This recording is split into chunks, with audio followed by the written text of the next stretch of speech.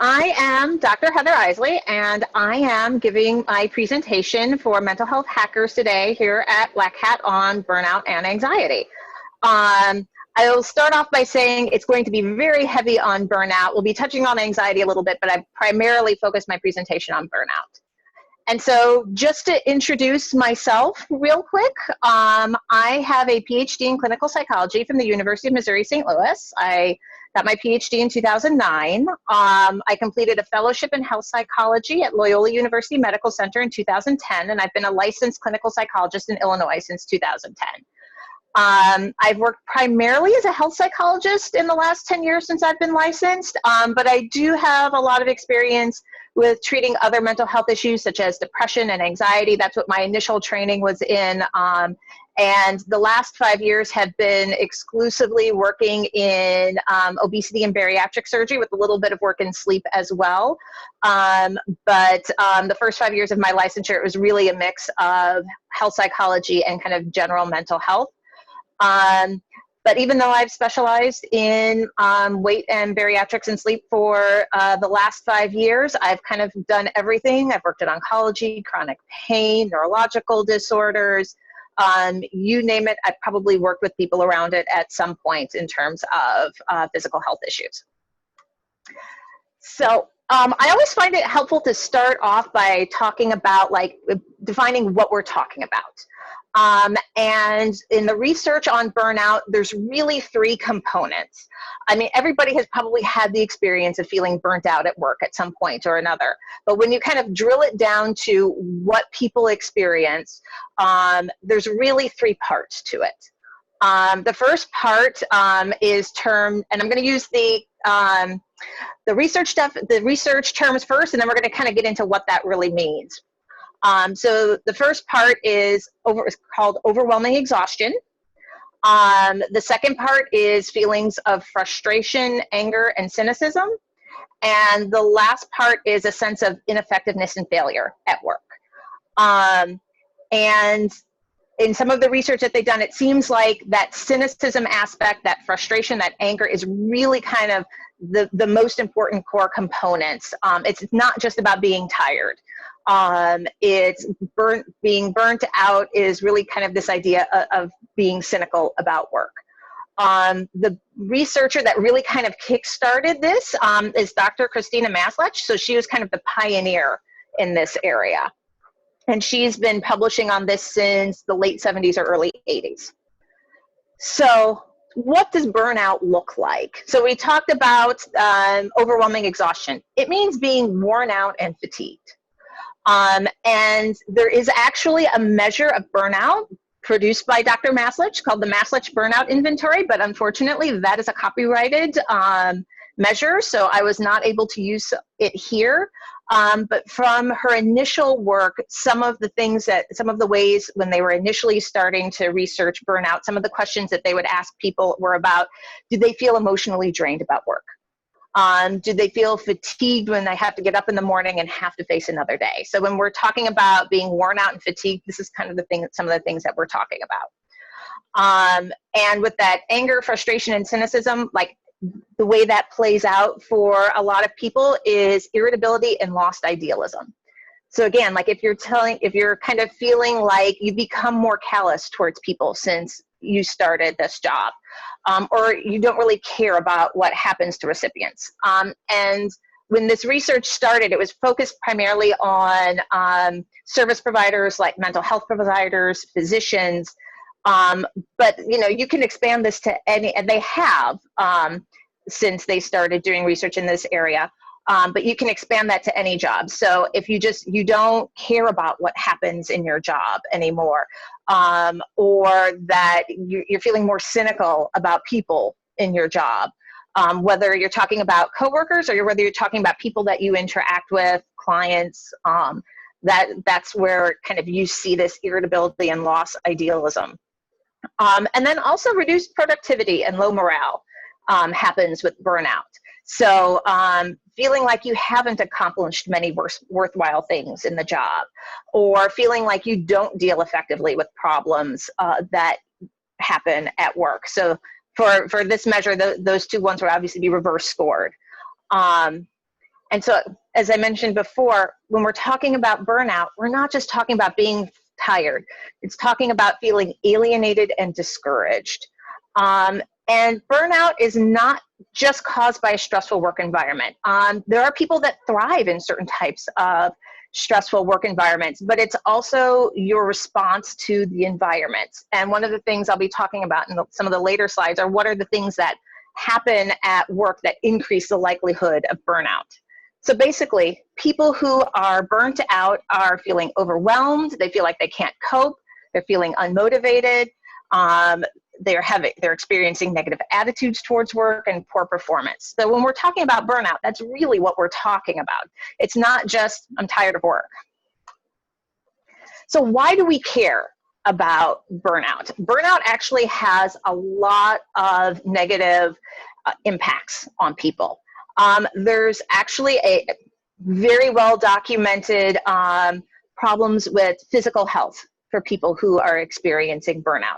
So I actually came across an article, a review article, that we have known this since 2006. We have known this for almost 15 years, that burnout increases the risk of stroke, it increases the risk of heart attack, and it increases the risk of sudden cardiac death. We also know that it's associated with type 2 diabetes, impaired reproductive function for men, poor sleep, and also perceptions of poor health quality. People who are experiencing burnout, even if their health isn't worse, it feels like it's worse to them. And it's not just because people who are burnt out are engaging in poor health behavior. So maybe they're not going to the doctor as often, maybe they're eating food, they're eating kind of more high fat or high sugar, highly processed foods because those are quick or those easy, which contributes to diabetes. But we also know that chronic stress leads to inflammation and dysregulation of the hormonal system, which leads to health problems. So when the body repairs itself is when we're not in a position of stress. When we're in stress, your body's treating like the house is on fire. It doesn't matter whether or not you need to mow the lawn, you got to get out of the house.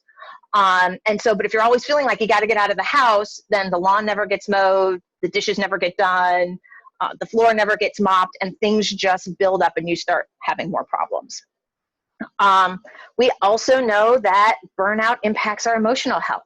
Anxiety and depression are absolutely related to burnout, as is increased risk for substance abuse, as people look for ways to cope with the burnout. It impacts our relationships with other people, so it increases feelings of stress in family relationships and disruptions in personal relationships with others. And obviously it affects our work. So people who are burnt out have a harder time performing well in their job, they're not satisfied with their job, productivity goes down, they're more likely to leave or to be absent from work, as well as have conflict with coworkers.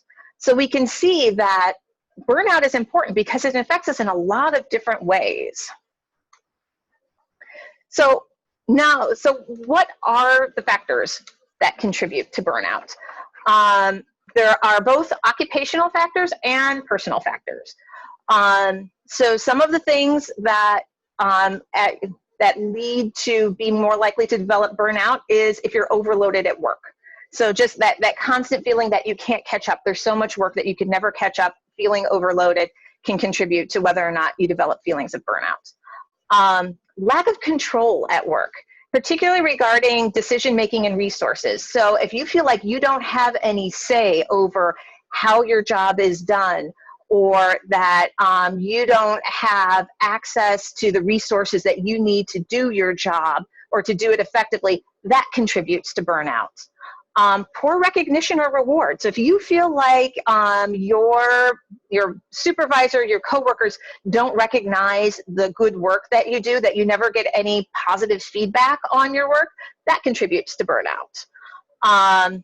Lack of support or conflict with coworkers. If you don't get along well with your coworkers, if you feel like people aren't pulling their share of the load, so that's causing kind of frustration, that can contribute to burnout as well. If you feel like things aren't fair or you don't get respect at work, that can contribute to burnout too.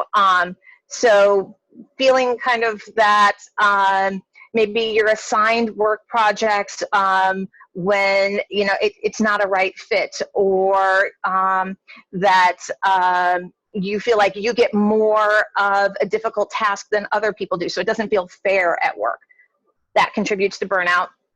And then also conflict between personal and organizational values. So if you are an environmentalist and you're going to work for a logging company, that's going to contribute to burnout. If you feel like what your personal values are at odds with your organization and what they do, yeah, that's going to contribute to burnout. So all of those factors about work contribute to burnout, but then personal factors contribute to burnout as well. So the research shows that negative life events are related to experiencing feelings of burnout at work. And this could be things like a divorce, serious conflicts with other people that are close to you, death or serious injury of a close family member, serious illness, accidents, experience of violence. So when you're going through things in your personal life, that increases the likelihood of you experiencing burnout. And that actually brings me to something I wanted to make sure that I mentioned in this talk, is that pandemic is not on this list because it's not something that happens on a regular basis, but we are in the middle of a pandemic that is extremely stressful for most people that I talk to. We are all experiencing an abnormal amount of stress in our daily life that wasn't here just over 6 months ago. And so that's going to contribute to burnout as well. So if you are feeling more burnt out right now than you were 6 or 8 months ago, it's probably the stress of what we're going through right now is contributing to that. So what are some of the things that we can do to cope with burnout? I've broken it down between things that you can do as a person and things that your organization can do. I will say that one of the downsides of looking at what an organization do is that you don't have control over that. You don't have control over whether or not your job decides that it's going to do these things to reduce burnout. But there are things, if you are willing to talk with a supervisor or talk with someone at your work to see if they'd be willing to implement. One of the things that the research has pointed out is called job crafting or enhancement. So are there ways to search for positive job challenges and job resources that can help you to enjoy your work more? Like, is there a project about something that you're really passionate about that work is going to let you start? Can you ask for support or feedback and say, it would really help me do this aspect of my job if I had, access to this program, or if I could do it in this way, and see if they're willing, if they're open to that, so that again, it kind of enhances that positive aspect of your job.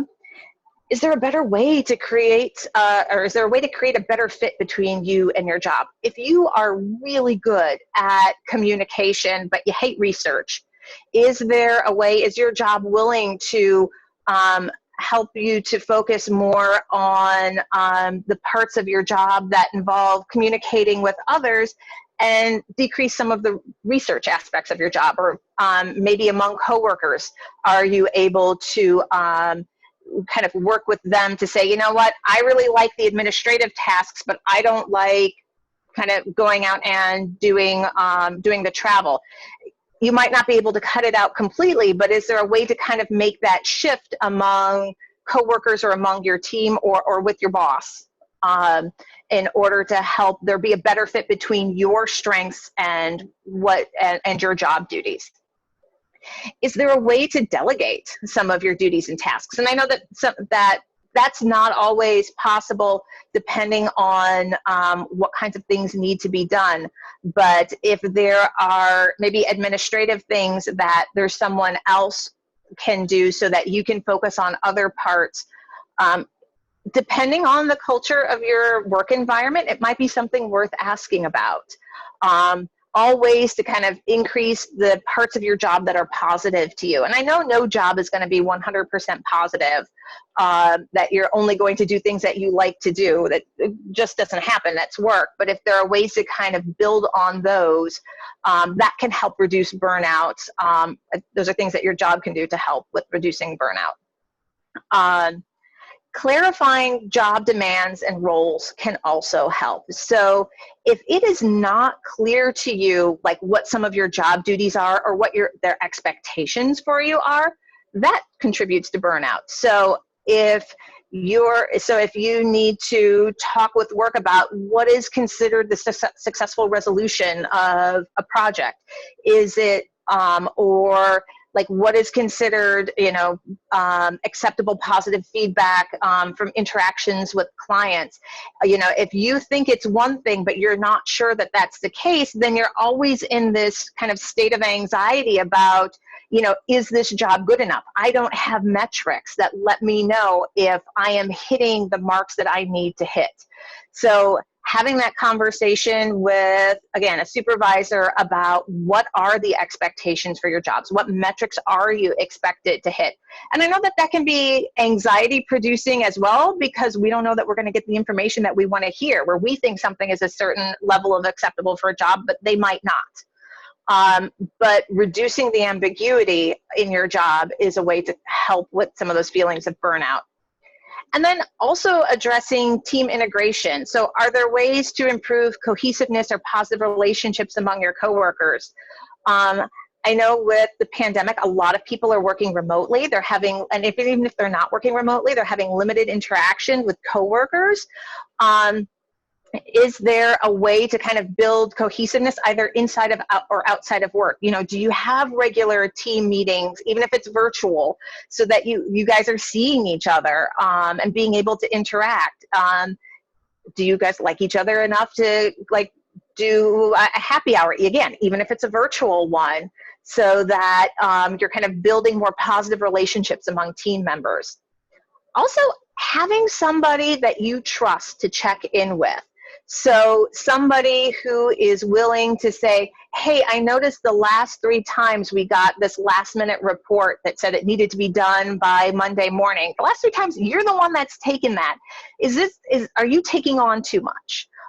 Is this something that we need to divide up more among us? That we notice that you keep kind of jumping in and agreeing to do it, but you've been doing it a lot lately, so maybe we should find somebody else who can do it the next couple of times. So if there's somebody that you trust that you can have, in psychology, it would be something like kind of a peer group supervision, where you can talk with other people who are also going through something similar, and they can say, hey, yeah, I noticed the last 3 times a new patient came in, you added them onto your caseload even though it's completely full. So maybe we should talk about ways to kind of help you cut back a little bit so you're not getting overloaded. So those are things that you can do from an organizational standpoint if your job is willing to work with you on those. There's also things that you can do personally to cope with burnout. Even if you can't do it on an organizational level, can you on a personal level identify a meaningful and attainable goals for work, as well as kind of sit down and identify what your strengths are and find ways to build on your strengths? So even if you can't do this on an institutional level, can you do it? Is there a way for you to do that on a personal level? And this is a hard one. This is the downside of this being recorded right now, because I think my husband is going to come back and play this for me over and over again. But is there a way to adjust how you think about work? It does not work to have the attitude of you're going to give 150% all the time. And I say that as somebody who frequently tries to do this. It is a lot easier to say that you need to change it than it is to do. And I expect to hear this recording of myself frequently over the next 6 months, you need to start possibly changing how you think about work. Nobody can give everything they have all of the time. You don't have the same resources every day. Some days you're tired, some days you're worried about family, some days you're just not feeling well. And so being able to make adjustments in how you think about work and reducing that expectation that you are going to put in everything you've got every day. You can't have the pedal to the metal all the time. That's absolutely going to contribute to burnout. Are there ways to delegate or reduce your tasks in your personal life as much as possible? So, you know, is there a way to do things like have groceries delivered rather than go grocery shopping? You know, maybe, you know, there are certain days where you know you're going to be really busy, so those are the days where you plan on having dinner delivered in. If there is a way to kind of take stress off some other aspects of your personal life so that it kind of gives you a little bit more room to breathe. Also, making sure that you're engaging in self-care, or the other way I call it is engaging in meaningful activities. Everybody needs to do this, and it's different for everybody. So I can't sit here and tell you that you need to sit down and read a book or watch a movie, because while that's self-care for some people, it's not for others. And identifying for yourself, what are the things that you need to do to recharge yourself? And what I typically tell people is to start off with taking those things that you've enjoyed doing, what has been meaningful to you in the past, and then try and take a step back and identify what are the values associated with those things. So one of the examples that I use a lot is cooking. Some people love to cook, but people like to cook for different reasons. So some people like to cook because it helps them to feel creative. Other people like to cook because they like learning about new cultures or new ideas, and they start doing that through food. Other people like to cook because they like to feel like they're nurturing other people. So when you know why you enjoy doing something, then you can kind of take a step back and say, you know what, really important to me is I like to be creative. So let me find, in addition to cooking, other things that I can do to help me to feel creative, because those are going to recharge you in a sustainable way when you're engaged in things that are meaningful to you and you enjoy. And also making sure that you're unplugging, that you're taking breaks from work. You know, maybe it is even just, you know, I have an hour lunch break and I'm going to take half an hour of that to go for a walk. Again, I'm also terrible about that. Because it's really easy to say, I've just got one more thing to do. But whether it's at night, whether it's taking a 15-minute break during the day, kind of whatever it is, that you have points that you are unplugging and not focusing on work. And some people will actually schedule these. They'll kind of create a meeting for themselves, just like any other meeting, like 15 minutes, you know, I'm stepping away from the office. Or, you know, Saturdays, no matter what happens, you know, that's my day where I recharge. If there's additional work that needs to be done over the weekend that really can't be done during the work, I'm going to do it on Sundays, but Saturday is my day for not doing anything. So making sure that you have those scheduled into your week on a regular basis. Exercise too is also a really big one. There are a lot of physical and mental health benefits from exercise. So when we exercise, it helps our brain make serotonin. That when we are stressed, there are physiological changes that are happening in our body. That whole fight or flight system, stress is part of that. Exercise actually helps your body to work through those physiological changes that happen when you're in that fight or flight mode. And so not only is it helping you to feel better emotionally, but it helps you to feel better physically. And also, especially if you're struggling with something work-related, sometimes just having that 20 minutes, half an hour of having stepped away helps you to think about it better. So there's a lot of physical and mental health benefits to exercise. And one of the things as a psychologist I'm always going to put in is that if you're having problems developing strategies to deal with burnout, consider therapy. Consider going to someone to talk about kind of the things that you're struggling with. You know, a therapist is there not to tell you what to do, not to give you advice, but the therapist is there to help you develop coping strategies for the stressors that you're dealing with. And with the way that I practice therapy, my goal is to help people live their life according to their values. And so we look at what's getting in the way of that. Is it depression? Is it anxiety? Is it stress? And how can we work together so that the patient or you are living a life that's meaningful to them, and their values are making their decisions, not the stress, not the depression, not the anxiety. So as a way to kind of help you put more tools in your toolbox or learn new tools, therapy can be very helpful with that. The thing that I always also include in all of my slides is being kind to yourself. We are often really hard on ourselves.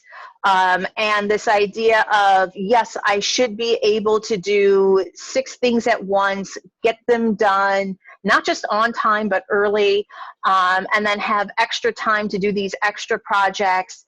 The thing that I always like to tell people is, if someone were to come to you, if a friend or somebody that you cared about were to come to you and to tell you what they're experiencing, if it's the exact same thing. So somebody came to you and said, you know, I've got 3 work projects that are due next week. I'm feeling really overwhelmed, and I just feel like I can't handle it. Would you tell them you just need to buckle down and work harder? Probably not. What you tell them is to be kind to yourself. That's a lot to do in a really short period of time, and quite possibly it's not reasonable to be asked to do that. So anytime you notice that you're feeling overwhelmed or feeling like you should be able to handle things, take a step back and say, if someone I really cared about was telling me this, what would I tell them? Would I tell them they just need to work harder? They just need to suck it up and get it done? Or would they say, you know, that's really hard. You know, that's not reasonable. Is there a way to go to your boss and ask them about pushing back one of the deadlines? Or, you know, like, you would be supportive. You wouldn't be telling them they just needed to work harder for the most part. So that's always my, I think one of my final lines in my presentations is to be kind to yourself, especially now. You know, we have this whole other layer of stress right now, which is why we're doing this virtually rather than in person, that is adding all kinds of stress to our lives in ways that we couldn't have imagined just 6 months ago. So if you're feeling burnt out, if you're feeling like you should be doing more, you know, there's a good possibility right now that you just can't, that you don't have the resources to do it. And again, my husband is going to play this back for me probably every day for the next 6 months. So I get it. It's a lot easier to say than to do. But, you know, do the best you can to be kind to yourself. So that's kind of all that I had prepared for today. And Ray, if you want